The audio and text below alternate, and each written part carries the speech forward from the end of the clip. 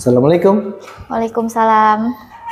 Ibu Ira, rencananya kan Ibu Ira mau observasi ya, diobservasi cara mengajarnya. Jadi hari ini saya akan sedikit ngobrol-ngobrol sebelum Bu Ira melakukan observasi pembelajaran.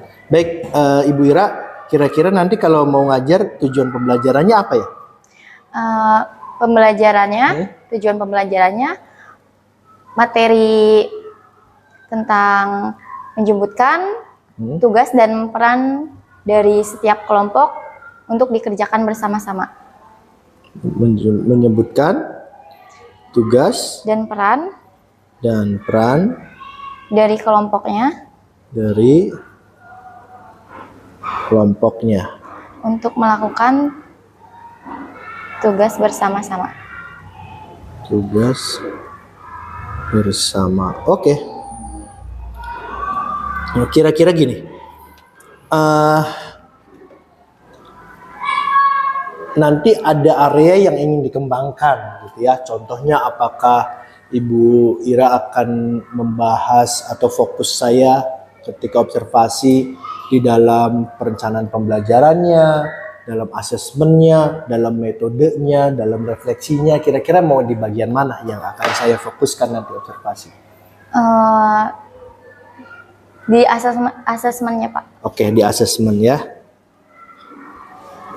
Oke, berarti kalau di asesmen nanti saya coba mengobservasi dari awal, kemudian formatif, kemudian sumatif gitu ya. Oke. Untuk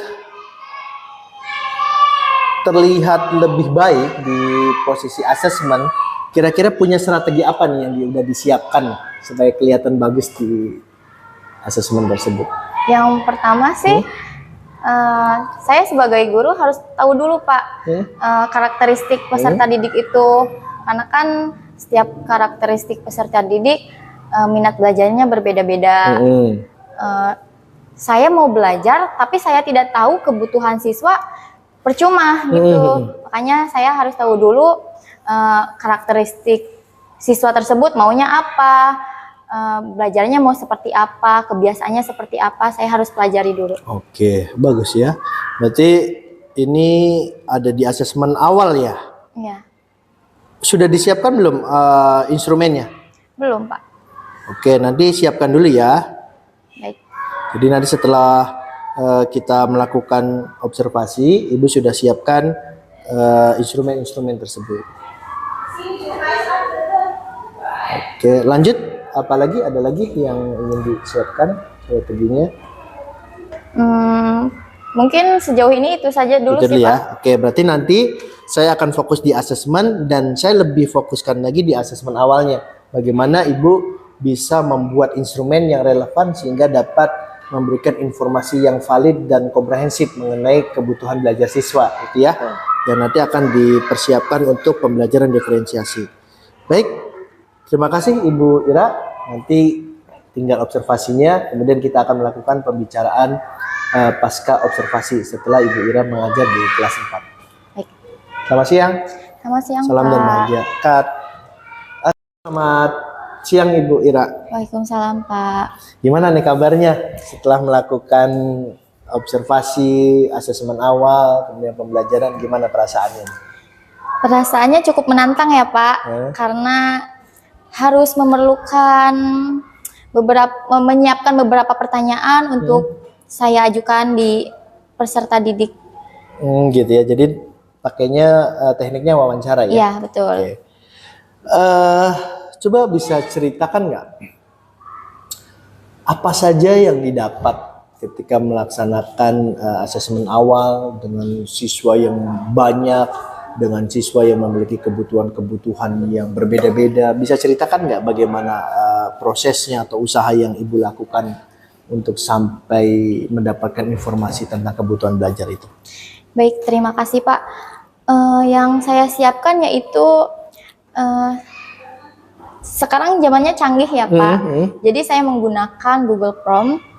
Saya buat pertanyaannya, lalu saya tentukan rubriknya, lalu saya tanyakan kepada peserta didik mengenai kemampuan awal, terus mode ekspresinya, minat belajarnya, gaya belajarnya peserta didik, dan saya juga tanyakan beberapa pertanyaan mengenai perasaan peserta didik seperti itu.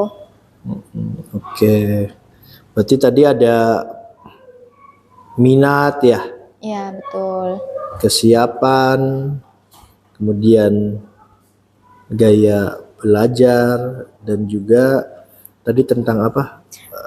Perasaan ya? Ya, perasaan peserta didik. Oke.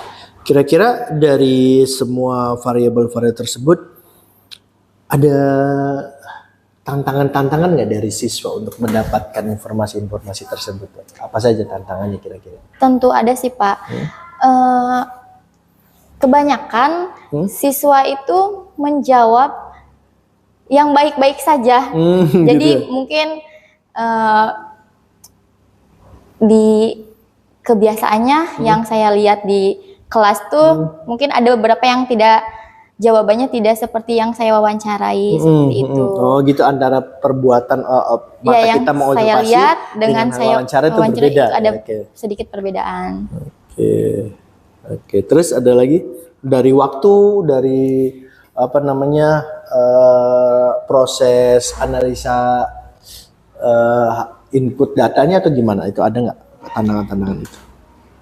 Cukup lumayan lama sih Pak, karena perlu membutuhkan waktu untuk menentukan bahwa peserta didik tersebut itu masuk ke dalam kriteria yang mana. Nanti prosesnya ya? Iya. Proses.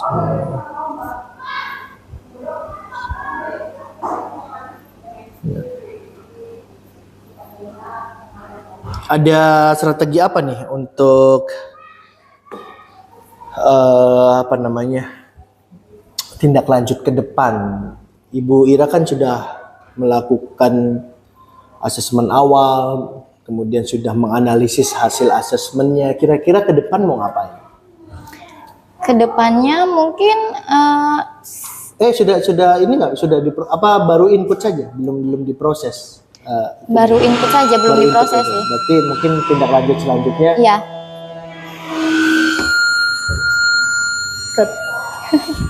Setelah Ibu melakukan penginputan data ini, kira-kira apa sih yang akan Ibu lakukan ke depan?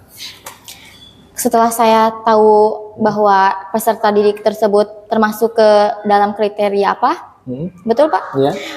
Mungkin di dalam pembelajarannya saya akan menyesuaikan dengan kebutuhan siswa, dengan hasil yang sudah saya dapatkan dari wawancara tersebut, hasil dari data yang saya dapatkan tersebut, baik itu dalam metode pembelajarannya, kegiatan pembelajarannya akan seperti apa, dan mungkin medianya seperti itu. Yang sebisa mungkin bahwa pembelajaran itu dapat berpihak kepada peserta didik. Oke. Jadi nanti bisa jadi pembelajarannya diferensiasi ya. Betul. Ibu melaksanakan pembelajaran yang berbeda-beda sesuai dengan data yang kemarin tadi gitu ya. Betul. Oke, saya kira cukup ya Bu ya untuk ngobrol-ngobrol tentang percakapan pasca observasi di kelas. Nanti selanjutnya kita akan ngobrol untuk fokus pada tindak lanjut ya Bu. Baik. Datang lagi nih, ketemu lagi sama saya, moga-moga nggak bosan-bosan ya. Enggak dong Pak. Baik, Ibu Ira, tadi kita udah ngobrol ya. Pertama ketika Ibu Ira belum observasi, ketika observasi, ketika pasca observasi. Nah, kali ini kita akan ngobrol lagi tentang rencana pengembangan diri Ibu Ira sendiri ya. Oke, saya akan sedikit tanya-tanya nih. Nah, kira-kira untuk mengembangkan kapasitas Ibu sebagai guru yang semakin profesional ke depan, kira-kira Ibu Ira akan melakukan apa nih? Dalam proses pembelajarannya, saya harus menyiapkan apa saja, Pak? Iya, betul.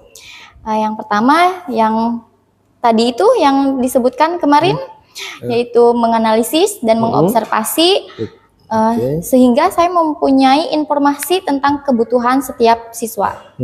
Dan lalu setelah saya mengetahui itu, informasi gaya belajarnya, minat belajar siswanya, seperti itu. Lalu data tersebut akan saya jadikan untuk saya dalam membuat rancangan pembelajaran. Saya perlu data tersebut sehingga akan saya sesuaikan metode pembelajarannya.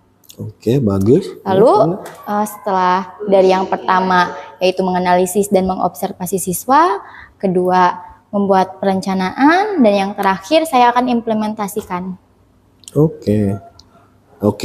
Berarti dicatat di sini ya. Jadi pertama Ibu akan menganalisis data yang hasil observasi kemarin. Betul. Kemudian setelah itu Ibu juga akan membuat sebuah perencanaan pembelajaran dari data yang kemarin tersebut. Betul. Kemudian melaksanakan pelaksanaan dari rencana tersebut gitu ya. Betul. Baik.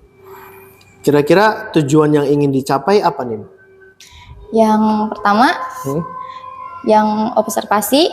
Observasi. Ya, saya dari observasi tersebut tujuan saya agar memiliki data yang valid.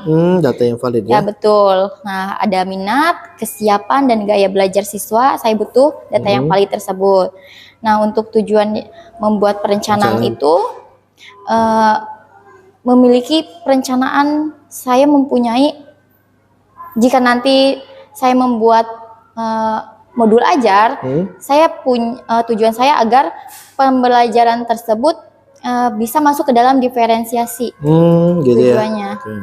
Karena kan kebutuhan siswa berbeda-beda, makanya membuat modul ajarnya dengan modul pembelajaran diferensiasi. Oke. Tentang pelaksanaannya gimana tuh pelaksanaannya? Tujuan dari pelaksanaan tersebut? Berjalan dengan lancar sih Pak. Gitu ya. Seperti sesuai dengan rencana tadi. Iya, betul.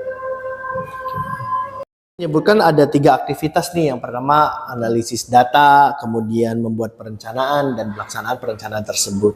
Kira-kira ukuran bahwa pelaksanaan analisis data itu berjalan baik itu apa sih ukurannya kira-kira? Baik, yang pertama itu kan menganalisis ya Bapak. Nah, yang menjadi ukuran yaitu memiliki data yang valid seperti minat, kesiapan, dan gaya belajarnya. Dan yang kedua itu membuat perencanaan. Nah, saya harap memiliki perencanaan pembelajaran yang berpusat pada peserta didik. Baik, selanjutnya yang ketiga, proses pembelajaran berjalan secara efektif dan efisien sehingga mencapai tujuan pembelajaran. Oke, sip gitu ya. Baik. Oke, kalau di analisis data kira-kira butuh pendukung siapa saja? Untuk analisis data saya membutuhkan orang tua murid. Karena bagaimanapun orang tua murid yang lebih tahu karakteristik setiap anaknya seperti itu. Kemudian? Lalu yang kedua, perencanaan. Jika perencanaan saya membutuhkan seperti teman sejawat dan kepala sekolah itu.